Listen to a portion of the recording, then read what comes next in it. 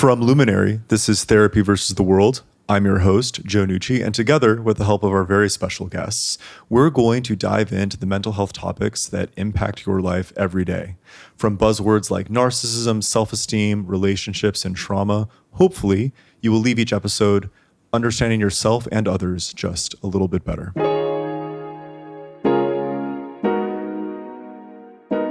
Today, we're talking to Max Friedlich. Max Friedlich is a writer who has experience writing shows on television, in film, and mostly in theater. Today, we're going to talk to him about his hit show, Job. Max, welcome. I'm so excited to talk to you. Thank you so much. Should I call you Joe or can I call you Nucci?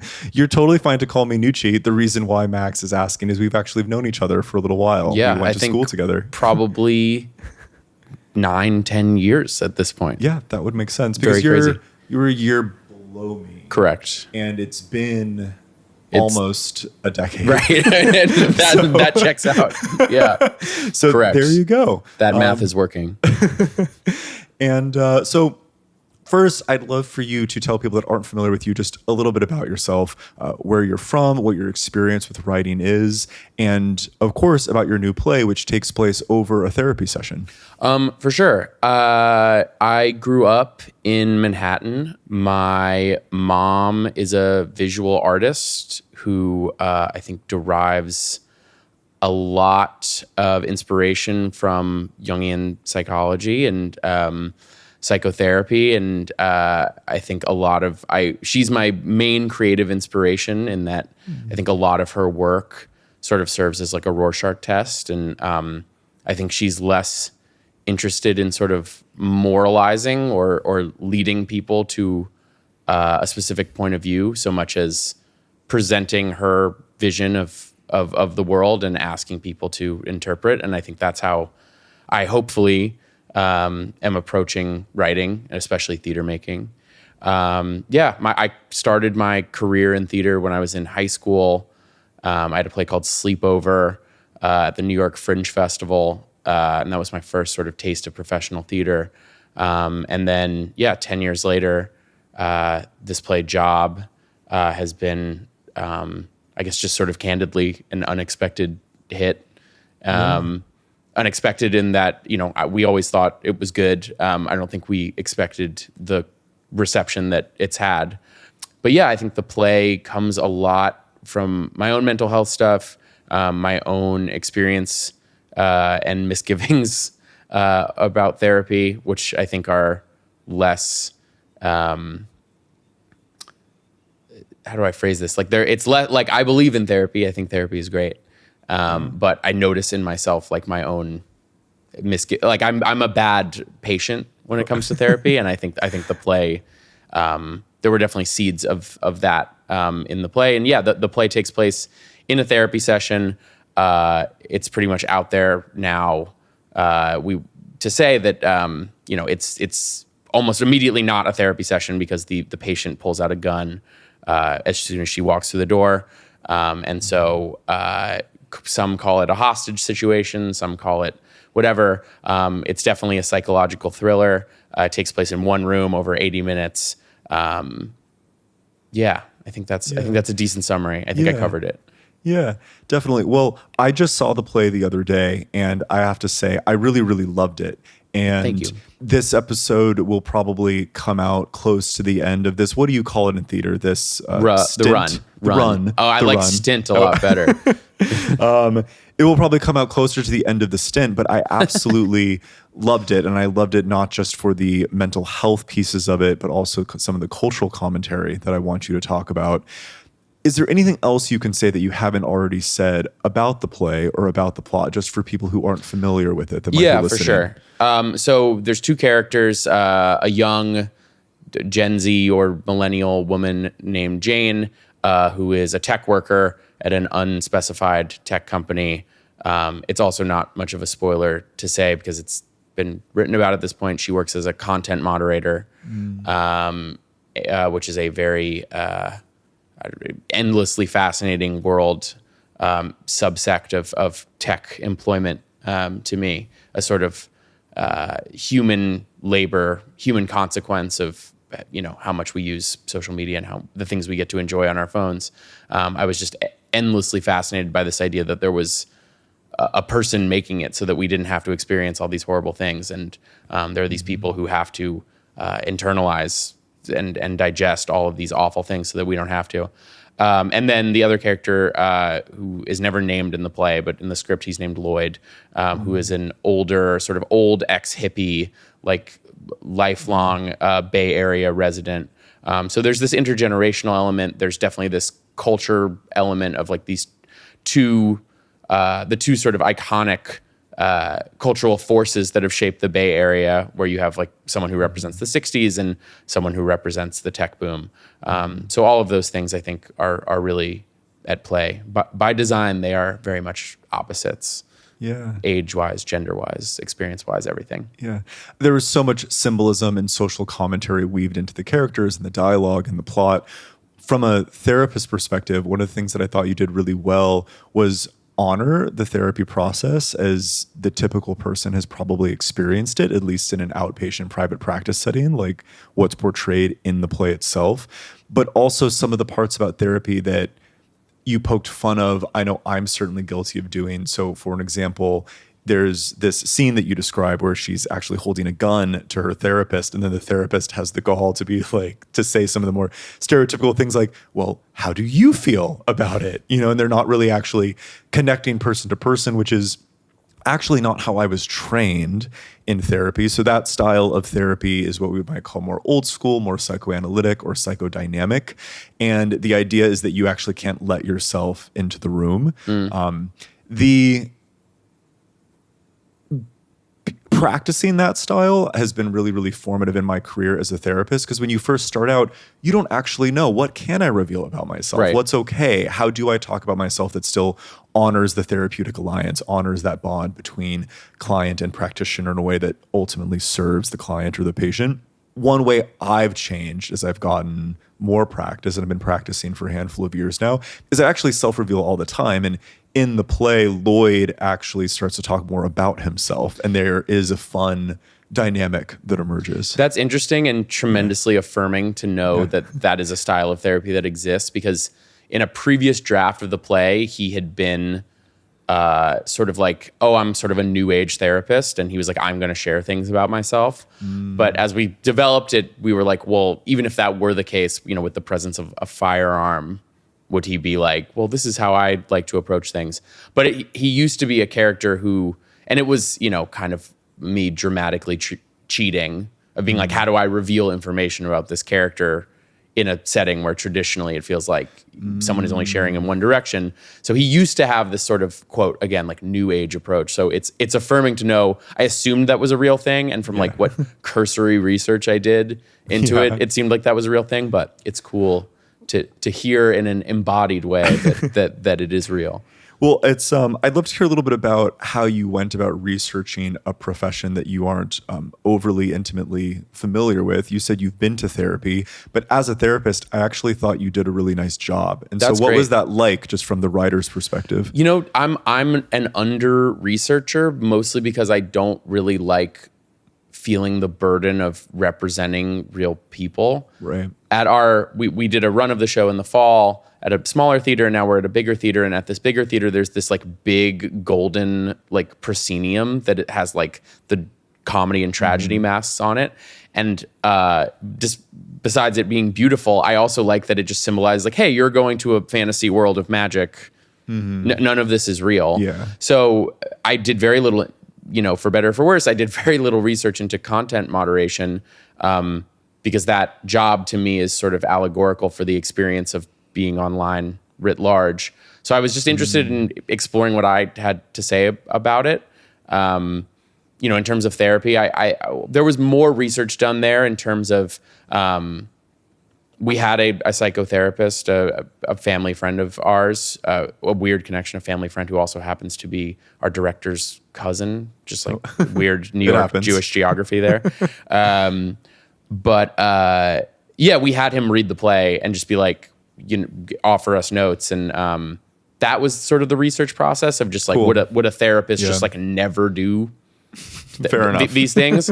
But overall, I'm not I don't know. I try to be very clear that I'm not trying to represent somebody's experience. Yeah. There's this Rick Rubin thing that I like that's circulating on Instagram, and it sounds sort of callous out of context, but he talks about how like the audience comes last always in like art making, and I think that like that is how I tend to approach things. That you can't be like, oh, like I really want to, you know, affirm and honor what it is to be a therapist. Like, I don't, you know, I'm really not trying to do that. And obviously you open yourself up to someone being like, that's unrealistic. No one would ever, that would never happen. Yeah. But like Slave Play, if you're familiar with Jeremy O. Harris's play Slave Play, I think you would really enjoy it. Okay. That play takes place largely in like a sex therapy context. And it in the best way, does not feel like extensively researched, because I think he's inventing this kind of sex therapy that doesn't really exist. And it takes place in the context of like a Yale University study. And something I like about that play is that it's not so constrained and confined by what would really happen. Yeah. Well, what's coming up for me is something I talk a lot about in my content is I critique or add nuance to the inaccuracy of the mental health information or misinformation, I should say, that goes around. But to your point, one could argue that the little 90-second reels are little mini plays. They're little mini stories, and it's actually not for education primarily. It's for entertainment. And that's at least what's getting the most eyeballs on it. And you have to depart a little bit from the science, from the reality, quote unquote, in order to tell something that really resonates. So for an example, you open your play where the patient is holding a gun to the therapist. And while I can confidently say that's never happened to me, that feeling has happened to me. Totally. Where someone shows up, and it's, because particularly when it's someone you haven't seen before, it's a client consult, or when I worked in a group private practice, my first session, I wouldn't do the consult. The patient, and it would just be a surprise. I might have their intake form before, usually not. And I would sit down, and if they were really dysregulated or upset or really angry or feeling overwhelmed, it was a little bit like someone is like holding a gun to you, like, fix me. Right. You know? Wow. Yeah. I can't really imagine, but that's crazy. Which is probably an inappropriate response to that scenario. I'm like, that's insane. That's genuinely crazy. Well, in a recent podcast episode with Dr. Carlene McMillan, we talk about that, where this is another clinician, and we talked about, the theme of the episode was something like, are shrinks crazier than their patients? And really where the conversation went is, to the mental health professional, crazy is kind of a meaningless word because we have too many distinctions for it. Completely. So it's not like you're crazy. It's, oh, you're dysregulated. Your affect is labile. Like we have a whole kind of jargon in order to describe what we're seeing. It's certainly one of the more dismissive words that exists in the cultural lexicon. It is once you are crazy, it feels hard to return from that. Yeah. Well, let's talk about it a little bit. You wrote a play with such overt mental health themes. Was something about stigma important to you, or was it the mental health setting? Did it serve a different purpose? I'm never trying to elicit like a specific reaction out of people. I really try to focus on what is exciting to me and like what I want to say, always with an eye towards audience in the sense that, you know, in the way that a filmmaker has to care about the camera. You know, you're like, well, there's going to be people watching this, so I'm not going to have someone sit in a chair and talk for an hour, because that would be boring. So obviously there's an element of dramatizing, but you know, past that, I'm never really invested in trying to get people to.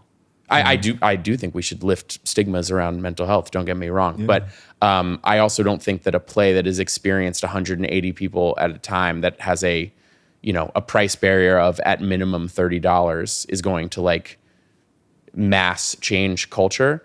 I believe in theater as I think increasingly with every passing year, the base act of putting people in a room together and giving them collective experience and kind of creating this weird transactional, transient community is in itself powerful. I think theater can show us ourselves. But I think more often than not, theater, the best theater as I experience it, affirms beliefs that I already had, or gives me language to articulate things that I didn't know how to articulate, or makes me feel less alone in a theory, in a feeling. Certainly I've, seen tons of theater that has, provoked thought or showed me an experience super different than my own. But I think there's this, there's this weight on everything that things have to like serve a very specific like cultural goal. And I think like goal directed art is very hard for me. Yeah. Because I also find it very self-serious. And I think that like, I don't know. If something lacks humor, I don't really know. It becomes like not malleable to me. Yeah. So I think the mental health setting, I mean, I went to therapy a lot as a kid. I went a little bit in college. I think the most interesting part of it to me was how in favor of it I am, how much I am like, yes, like, especially like heterosexual men like need to be more connected to their feelings. And like, there's so many dude friends of mine that I wish would go to therapy. Shout out to you guys. I'm going to name names at the end of the episode if you guys want to stick around. No, I think the most interesting part as it relates to your question was just being like, why do I suck at this? As someone who like purports to be very open about their feelings and, kind of like self-identifies as sensitive in sort of a shitty performative way sometimes, like why am I so bad at therapy? It feels like why do I find it like not that helpful? Yeah. Did you intentionally write that dynamic, that struggle of yours that you just articulated into your character? Because that's something that she feels over the course of the play. I don't write with a lot of intention. And what emerges, and I really try not to think about process too much. Like I got into writing plays just as like a respite from homework. And like, so like my earliest, formative art making time was like between 11:30 and 2 a.m. in high school. And that's like a very free mental time. It's still where I like do my best work. So I try not to like, to think about it too much. And also like when you're developing it with great actors like Peter Friedman and Sidney Lemon, who star in this iteration of Job, I feel like that's when you start to get into intention, when you start to be like, oh, Sydney is playing it this way. Like she just like kind of is serving up this element of something very naturally. And then you go, that's great. Can I support that in the text even more? Yeah. It's what it brings up for me is my most viral video to date is one in which I talk about the word trauma. And I talk about how I really appreciate that video. I like that video. Yeah, so I start off by saying I sat right down in this chair and I say something like, this is going to piss a lot of people off, but I'm so over the cult of trauma. And then I go on my riff about, colloquial trauma versus clinical trauma and how I think it's being overused. It's my most viral video to date. And the secret is that particular video was not scripted. It wasn't even really planned. It was actually just something that was on my mind. The editing, of course, is very intentional. And then we post it with the little animations and the stuff that kind of embellishes the video. But when you say, you don't like to overthink the process, let's say. I come from such a process-oriented profession. That's what therapy really is. And as someone who is engaged in media, which is a different kind of art form, it's something that I'm just getting present to right now, which is, and that was the most viral one, that authenticity, that riff that resonated with so many people. It wasn't overly processed. Yeah, it's sort of a point of optimism to me about the internet is that despite all the mediating factors of screens and algorithms and whatnot, we seem to still have like a very human nose for authenticity, and the things that do well or really pop do seem to have real human emotion behind them. And how fascinating is that? I feel like I observed that. Total side note, but like I had this weird side career in digital marketing and like did a lot of like TikTok stuff for brands in a past life. And there was sort of this first wave of TikTokers that were like doing the little dances. Yeah. And I feel like none of them have crossed over and, you know, achieved any kind of cultural relevance because they just have they don't have those authentic human moments of like the reality TV generation. Like they don't have, like you watch the Kardashians, there's a lot of humanity on there. You watch Love Island, there's a lot of humanity on there. And obviously those kids on TikTok have, you know, made a lot of money and are very successful. But there is this like whole generation of like internet celebrities that I feel like did not become stars because there's just nothing authentic there.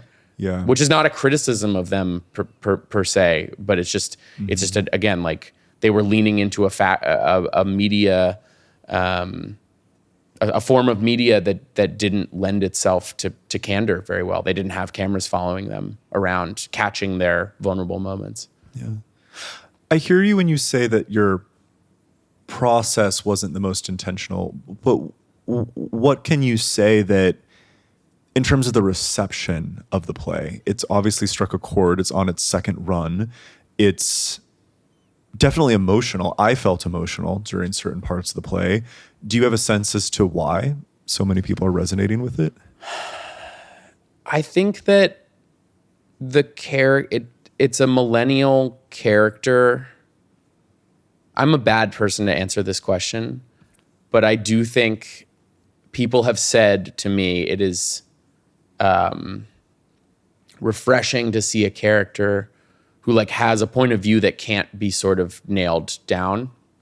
As like she says certain things that are you know, stereotypically liberal and certain things that like veer into like particularly like QAnon style like internet quote conservatism. And I think none of us actually fall into these political categories as wholeheartedly as, you know, the news media would make you think. Like I obviously I vote on the bluer end holistically and always have. I'm not saying that my political allegiances in terms of like where I cast my vote, you know, are super variable but whatever. But in terms of now that politics has become culture and, you know, morality and all of these things, like, you know, I don't align with every single thing that every Democrat has ever said, right? Like, obviously, like, of course. In fact, like, increasingly,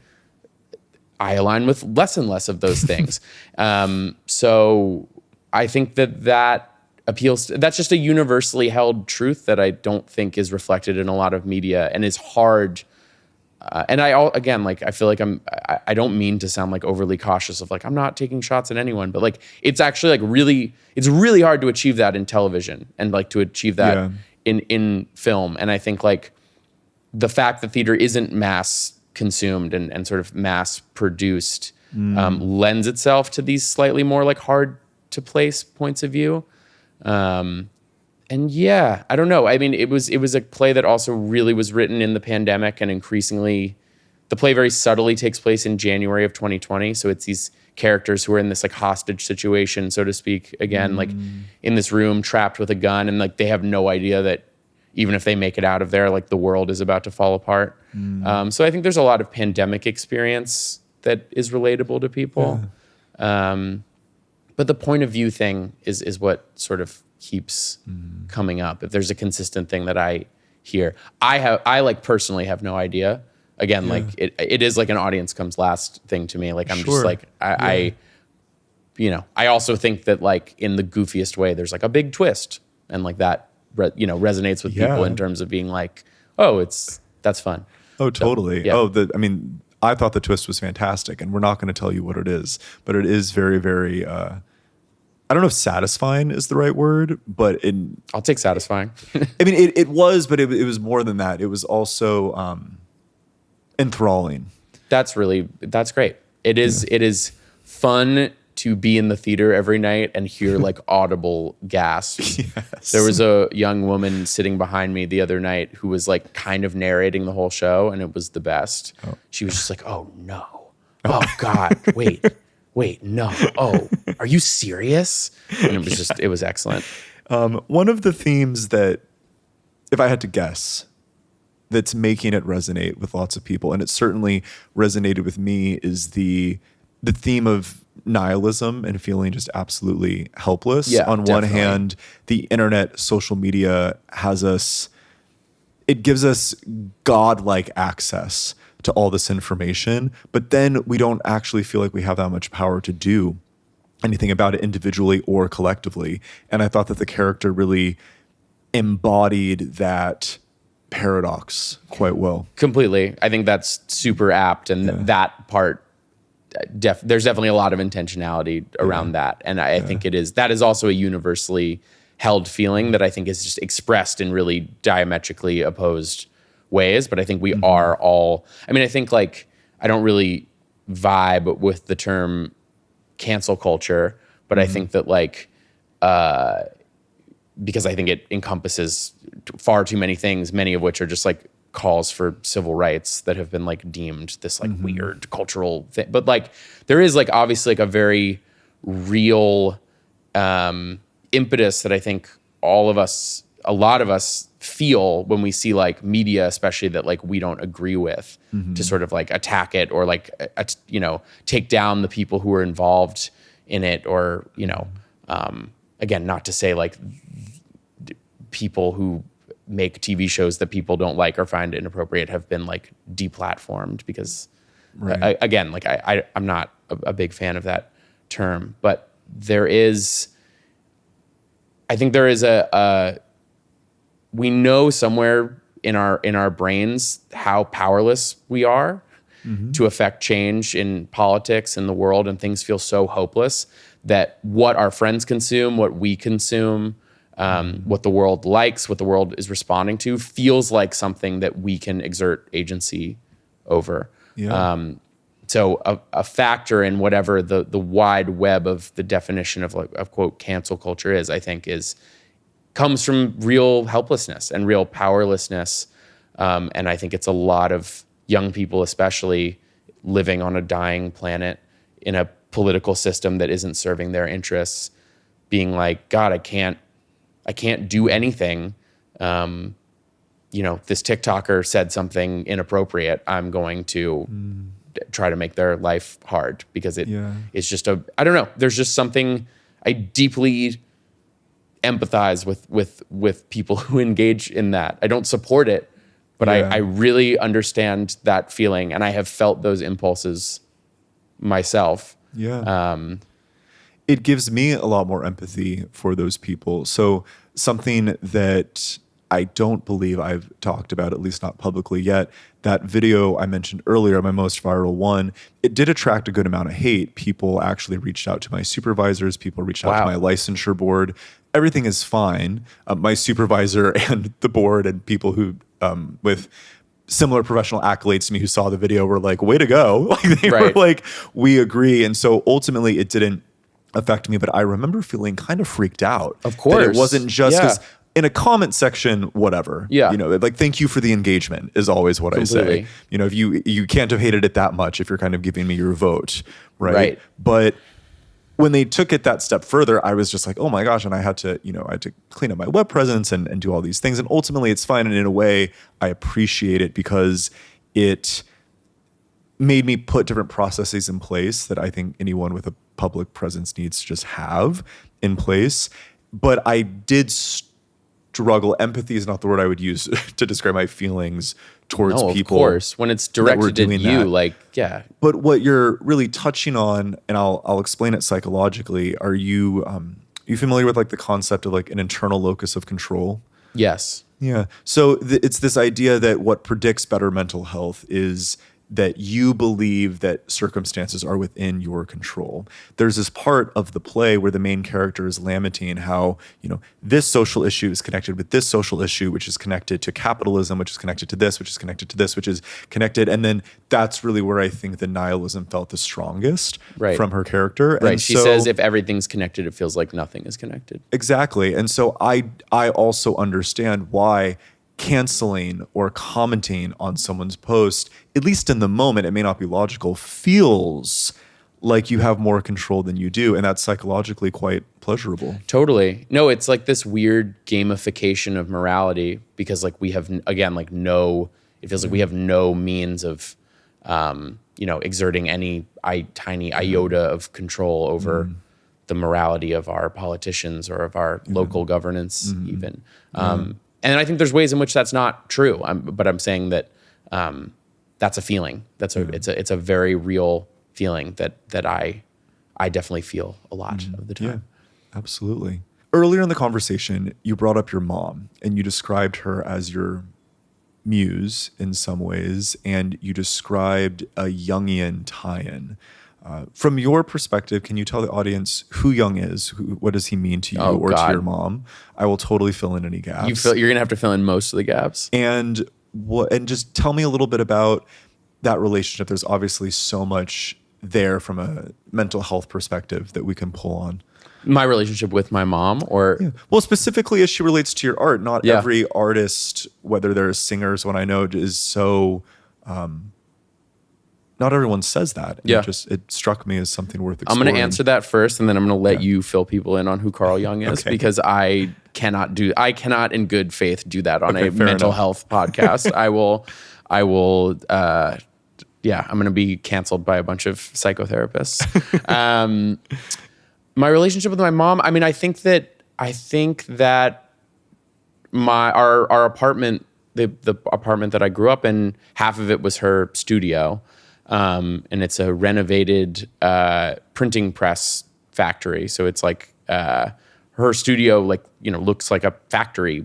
It's not as big as a factory, but it's like, it's dirty, and there's like just art everywhere. There's weird objects everywhere. Like my mom and I would go dumpster diving together when I was a kid, like in Chelsea in the East Village, like looking for like, I don't know, my parents' apartment is like adorned with like dolls' heads and like very like traditionally like dark shit. And I just think I derived a lot of natural inspiration from that. I think like my creative sensibility comes from, again, like the type of work that she does that is like very darkly funny. I think, she'll have like a sculpture of like a giant like woman worm creature like ripping the head off of like a Ken doll, and it'll be called like Marriage, and then she'll be like, what do you think it's about? And I'm like, Mom, I feel like you're like maybe trying to express something, I don't know. But I'm like much the same way. People are like, I don't know, like that. My first play when I was in high school, like it was about like two friends where like one of the friends like sleeps with his best friend's mom. And someone was like, what is that about? And I was like, I never really thought of it. I'd never really thought if that was coming from anywhere. So, I think it's just that like very like tip of the mind, just like whatever's there. Let's make it approach to art making. I mean, her resilience as an artist, which is like less interesting probably in the context of like our conversation, but that is probably the biggest like single most inspiring thing, is just growing up around someone who is both succeeding sometimes, but is also like failing more than they succeed, which is the life of 99.999% of artists, even ones we perceive as really successful. So learning that, she would also like, if I sent her like a full play that I wrote once, and she was just kind of like, this is not good. And she was incredibly encouraging, but also like not even hard on me. She always treated me with a lot of respect as an artist, and kind of treated me like a peer almost from like a very young age. So was also a mentor in that way. Yeah.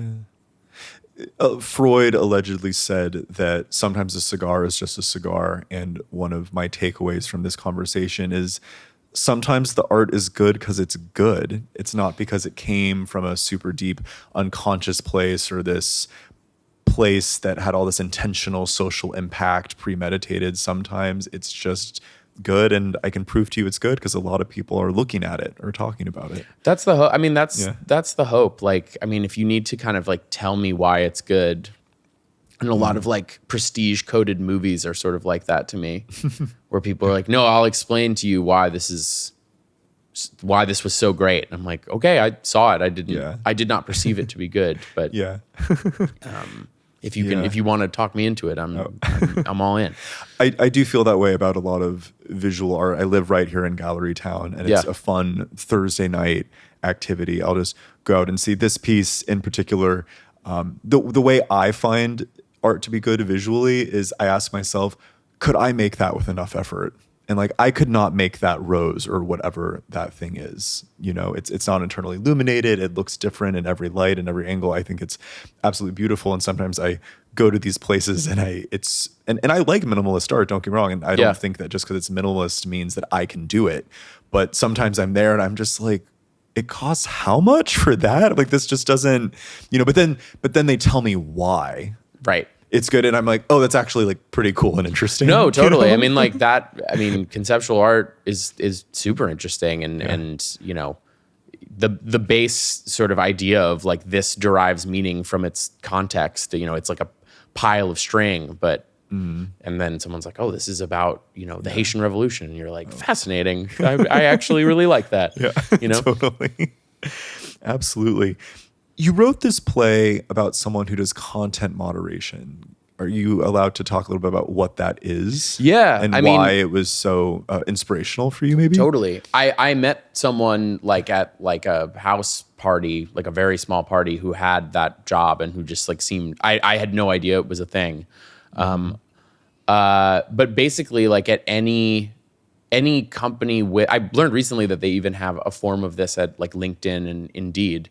But like most major tech companies where anything could be deemed content, but even like communication, again, like LinkedIn and Indeed, have people, they also have like bots and algorithms, but they have people who need to check things that have been flagged. So, there was an instance that I read about where a Holocaust museum kept having its website taken down because it was being flagged for nudity. And so like that is like an instance where like an algorithmic whatever, or like I don't, purport to understand how any of that works, but someone needed to review that. Right. So sometimes things will get flagged, and I'm sure they're getting more effective at being like, but long story short, like in theory, like there are instances where, something has been flagged as child porn, and there is a real person who is like employed by a major tech company who they go, hey, can you go ahead and check if this is child pornography? And that's your job. It's fascinating to me because of it's so central to user experience on the internet. It's so central to, why you can open Instagram and not be appalled by unspeakly horrors. But at the same time, it's a facet of the tech world that is kind of unskilled labor. I mean, it's the job, and this is kind of directly in the play, but like the skill set is basically the willingness to do it. And that was very interesting to me, that like with enough willpower and anyone who was kind of a glutton for suffering in a way, you could do this job. So like in this sea of, you go to like a Google campus, the play is not about Google. And there's like the best coders in the world and then there's like also someone who's like, I'm going to go watch war crimes on my computer. Another way that the play is kind of specifically grounded in January 2020 is in subsequent years, a lot of these jobs have gone overseas. They are so in the grand old American tradition, when a job is too horrible and too hard, so a lot of this work has been outsourced, which further makes it sort of an interesting thing to talk about, that there are people being underpaid in other countries so that we can, use search engines without seeing awful things. Right. And in other countries where there's possibly less or zero mental health infrastructure. I mean, I guess this is a form of research, but from like asking around, like a lot of these people in a lot of these places, like, they would like provide a therapist, like, which I think also kind of, I wonder if that opens them up to weird legal things, or if that kind of protects them, but you're sort of tacitly like acknowledging that this job is horrible for your mental health. And still sort of, going forth with it. I met someone who had a job in this vein at LinkedIn, and that was endlessly fascinating because it's more so a guy messaging a woman being like, "Hey, sweetie, like, we'd love to have you apply. Those eyes are telling me that you want to apply for a job here." Interesting. And so something that is certainly, sexual harassment, gender-based discrimination, but, as a tech company, the moral quandary for them, if you will, is like, are we the arbiters of, that's probably a more extreme example, to be honest. Like the things he was saying, it's just like, is it just a guy being like too persistent, in like pursuing a conversation with a woman, and isn't necessarily using those, derogatory gendered terms like honey or sweetie, but more just like, like what they're in this position of like really having to decide what constitutes harassment. And it's, I think, I don't know, I would argue as a person, harassment is like anything that is, unwanted, unwarranted, but obviously it's, interesting and more gray for like a publicly traded company to be like trying to decide what is and anyway, it's just a fascinating world. It is super interesting. I'm just thinking out loud, how would I treat someone if that was their job? I used to live in Washington, D.C., and I remember once I was out at a bar and there was this group of people and they were having such a good time. I mean, they seemed like so much fun. And I went up to them and, it was just like, hey, and of course, classic DC question, what do you do? And I don't remember who they worked for, but they basically, they weren't content moderators, but they did review child pornography in the hopes of figuring out how to find those people.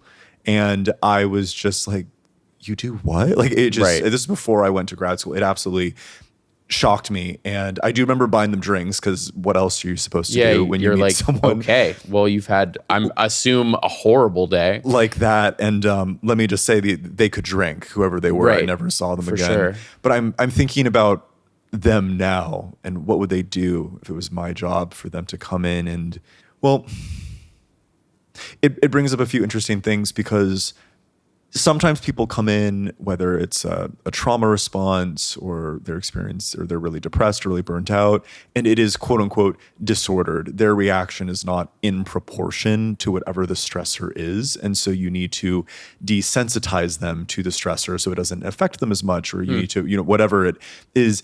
In this case, I imagine that the more, what we might call like a person-centered Rogerian approach, where you just kind of accept and assure that exactly how they're feeling is perfectly okay, may be helpful, at least in terms of like needing to vent. But I don't think that would necessarily make the problem go away, that the content is quote unquote too much.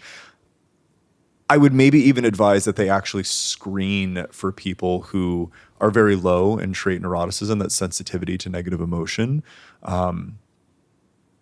They probably have less burnout. You would probably want to do that in the screening process before. You could also, in theory, do some certain performance coaching, clinical hypnosis like techniques to really regulate the nervous system before going in, so you can feel almost dissociated in a healthy way. But I don't know, man. I mean, I don't want to do that job. To the burnout question, I mean, that was another really interesting thing. Again, just asking around, was that it was like, oh yeah, the turnover for this job is crazy. Of course, yeah. Because it's just like, late capitalism being what it is. Like, they can always find someone fresh out of undergrad who's like $90,000 a year. Like, yeah, for sure. This will let me move to San Francisco. Yeah. That's commented on in the play. Why keep doing it? Well, I get to work at this big tech company that everybody knows, and I get to be there with some of the best coders in the world. And when we're there, it doesn't feel like they're the best coders and I'm just this in this job that gets overturned. I actually feel like an equal, because we're all on the same team here. Yeah. No, totally. You mentioned earlier a little bit about your own experiences in therapy, particularly your own experience as a guy, and how you wish other men in your life would try therapy or give therapy more of a chance, or whatever it is. What are you willing to share about that experience? Any and everything. I mean, I think I have, again, a big seed for the play. So I had a therapist going into COVID, like throughout all of 2019. And then I saw him the first like 8 months of 2020. And he did not, at least explicitly, say that he was someone who was going to sort of bring his own stuff into the room. But he would give me these, seeing into his house was freaky. Like when we started Zooming, and I was like, oh, you have a beautiful home, like right on the beach. And I was like, I kind of don't want to hear you talk about my shit. Because I was just like, you're successful. Like, you know, like, and it was a time where I was deeply frustrated in my career. And I was just like, it really sucks talking to you from like your beautiful, and you know, we were all figuring out Zoom and whatever. Like, I'm sure, I would hope he has adjusted subsequently to like blur his background or like not have the camera be pointed out towards Manhattan Beach. But I was just like, oh, I now like no longer feel like you have any authority to like speak on like what I'm going through as someone who like, you know, is really frustrated in their career and like not where they want to be. And like, you've clearly like achieved so much. Also, like anytime I would bring up anything about my relationship, he would often be like, oh yeah, like, you know, well, like women can be really difficult. And I would be like, usually I was like, that's not, I was expressing that like, you know, I need to open up more. Like, I was like, I wasn't talking about her. I was saying like, there's this problem and I feel like I'm the cause of it. And that is frustrating for me. And it was always like, yeah, like, and then, you know, one day it somehow came out that like he was divorced. And I was like, okay, so you're sort of bringing your own stuff to this. And I don't know. I had a therapist in the last couple of years where there wasn't as much, I don't know. There wasn't any of that, but it was just sort of like, I don't know how else to say it, so I'm just going to say it. Like sometimes I think I'm like, I spend so much time professionally like thinking about my own life and like my own stuff that sometimes I've never had like a breakthrough in therapy. I'm always like, oh, I knew that already. Or like, you're not pushing me hard enough. Right. You know, I'm like, I'm good at, I'm never like, I never feel like I'm unaware what's happening to me. I'm less good at finding solutions or strategies. But I often am like keenly aware of like what the issue is. At least I think so. I don't know. I find, so I've had therapists who are like overly affirming and ones who, you know, misread me. And I just always like wonder, like, what is your deal? Like, what is going on with you? And, you know, that was the impetus for like writing a play where it's like this therapist, like, you know, may have this dark or questionable past. And you're just like, you could be anyone. That's crazy. Totally. Fair enough. Yeah. So, I mean, I'm all for it. I'm shopping for new therapists at the moment. Like, I believe in it. Like, I've seen it work for enough people. And it's not to say I've never found it helpful. Right. One of the most like proactive things like I've ever done for my mental health that like impresses me to this day is like at the start of my senior year of college, I was like, you know, I bet this is going to be weird. Like, I'm going to get a therapist. I didn't have a therapist in college. I was like, I'm going to start seeing a therapist. Fair enough. Not from like any sort of like, oh, something bad happened. And like my friends, I have a lot of friends who like get into therapy because they're like, oh, like I went through a breakup, like let me do this. Which it feels like, I don't know. It feels like, this is an imperfect metaphor off the dome, but it's like, feels like purchasing health insurance like in the ambulance. Yeah. Where it's like, okay, well, it's already sort of happening. Like, that's obviously a relationship you need to cultivate. But even that therapist, like, I don't know, we smoked cigarettes together. Like, it was like a weird shout out to Middletown, Connecticut. It was a weird Middletown, you know, like rural Connecticut therapy situation. And like, I would come in being like, I'm in this like, you know, I'm super stressed about this class. And she would be like, well, would the hour be best served with you like getting some work done? And I'd be like, honestly, yes. Like, Classic. I'm just gonna sit here. So funny. I'm just gonna sit here and type. That's so funny. So like, she was cool, but like not, you know, not great at therapizing. Well, as we get to the end here, I want to riff on some of what you just said because you brought up a few really good topics. Number one, you know, what is a bad therapist? What is a good therapist? Number two, what is therapy for? Like, what problems can it solve? What problems can I expect it not to solve specifically? And let's stick with those. So I would say you and people don't often like this answer, but what I often say is, listen, if you like them and you think they're competent, you're going to be more likely to open up to them. The more you open up, the closer you're going to feel. The closer you're going to feel, the literature at least says, the more likely it is to be effective. So whatever that is for you, whether it's because they never talk about themselves or you like that they talk about themselves, that's why there's very few really all or nothing answers in therapy, or what makes a good therapist, because people vary across potentially like infinite dimensions, and therefore their therapists are also going to vary, and then the kind of combination is going to vary even further. Yeah. So that's number one. Number two, something I talk about a lot in my content is that there's mental illness, and then there's what we call problems with living. Feeling stressed about class or work, feeling heartbroken after a breakup, even some familial struggles that you have with, even in the best of families, are just problems of living. Right. And any therapist, I believe, any therapist that's worth their salt will address them as such. And when that happens, the potential mental health concern that might arise from that is from people who are refusing to feel what they feel about it, which is why therapists are so validating. It's not because we're some feeling obsessed cult. Well, maybe we are. I don't know yet. But it's because actually, as it turns out, and I've seen it in my patients, you're feeling anxious because you're suppressing emotions. Feel that sadness, your anxiety will go away. And then it does. Totally. And so that could have been what some of them were doing with you. I'm not totally sure. And then there's also just the issue of competency. Every profession has a hierarchy of competency, regardless of what you're in. And I think the bummer about the therapeutic profession is you don't really get to tell if the person is competent for at least a couple months. Right. And that's if you go at least once a week. And that's a couple months of your life. And that's not nothing. Right. You know, and if you are struggling with a mental health concern, that might feel like a lot longer. There's also different styles. I was trained to be very what we call integrative or eclectic in our orientation. So that means we combine orientations and only bring some of them out depending on the person in front of us. So some people, so if you sit down in front of me and you're saying things like, I'm stressed about my class, and it doesn't seem to be spilling over into an overt mental health concern, maybe I would be very person-centered and just validate and just be there for you. That can be healing for some people.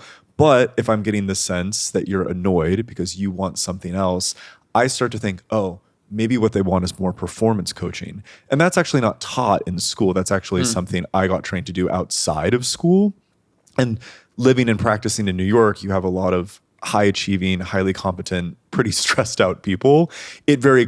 Not always, but sometimes the best therapy they need is they actually need someone to say, here's how I'm thinking about this. And here's how I've seen other high performers think about this. And it's a different conversation. That's one of the reasons why I'm not anti-coach at all, even though I do criticize a lot of coaches who make mental health related content on social media, because I think it completely serves a purpose and a value. I have some colleagues who, if they do not feel like their clinical patients meet that disordered criteria, they actually just encourage them to go get coaching, because from a social justice perspective, they don't actually want to take spots away from people who, make no mistake, have a mental illness. Right.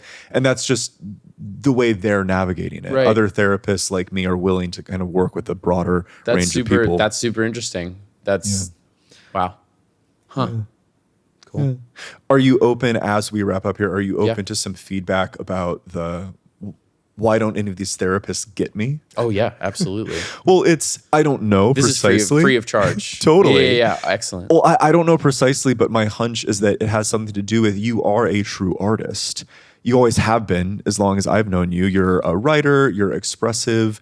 Every artist or someone with an artistic flair that I know has that authentic, individualistic, really like knowing themselves and being in touch with what they're feeling or what's happening. And they often spend a lot of time thinking about that. I'm thinking of a friend of mine who's wired just like this. And once she said to me, she was taking the bus to see me down from DC. And she said something like, oh, it was great. You know, when you just sometimes need an hour to just like reflect, on everything that's happening. And I go, no. I go, that's what my once a week therapy is for. Right. Because I'm just not wired that way. That's not what my internal monologue is like. That's very interesting, because I'm like, you saying that, I was like, totally. Yeah, You need those exactly. hours. You need multiple of those hours every single day. Exactly. And so, what you could do when looking for a therapist is actually look for a therapist that has experience working with actors or artists. They'll understand that personality structure a little bit better. And like anything, just get really clear on what the goals are. If someone comes to me in a consult and says, "This is what I'm looking for," and I am not a good fit for them, maybe it's because my practice is pretty full. I will turn them away.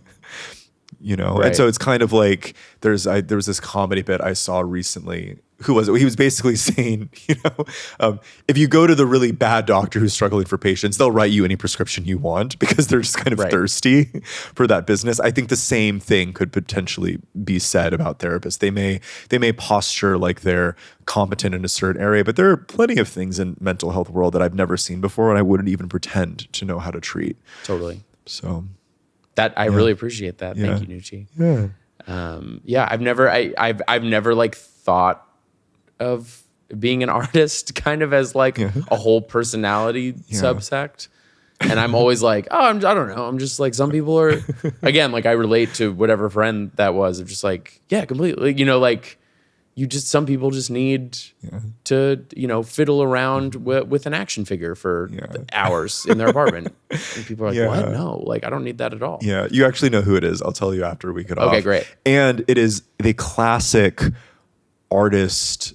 You could almost think of it as a neurosis, but that makes it sound bad, and it's not bad at all. It's completely neutral of like resisting the label, Right. Even though it's so obvious that's what you are No, to everyone else. that's It's like, funny. I'm having my second run of this thing I wrote a few years ago on Broadway, but I don't even think about the process, man. I just like making art, man. I had a publication like kind of identify me as a bro, and I was like, oh, come on. And then I was like, my girlfriend was like, what are you wearing to opening night of the play? I was like, I was thinking the Knicks jersey just to like, just to represent. And I was like, That's okay, super like, funny. I have some bro Yeah. tendencies. Like Yeah. I can accept that. It's- I can love those parts of myself. For the individualistic artistic personality, it has nothing to do with being accused of being a bro. It has to do with being labeled or confined at all. Yeah, More often than not. I think so. Completely. Totally. And so, with that said, before we wrap up here, is there anything else you want the listeners to know about you or the play or this conversation? Honestly, go check out my mom's art, Melissa Stern. I think it's a lot of it is, really inspired by Freud and Jung and her own experiences in therapy, and I think it's a lot more psychologically interesting than the play personally. Right. But Melissa Stern, melissastern.com. Yeah. All right. Well, thank you so much for coming on. We'll have to Thanks have for you having back. me. I'd love to come back. You can also check out Job the Play on social media or at jobtheplay.com. Is that correct? That's completely correct. And if you're watching this, please subscribe to Therapy versus the World on Spotify or on YouTube. It's the easiest way to support us as we're getting off the ground here. And remember, Therapy versus the World is ad-free and early on Luminary.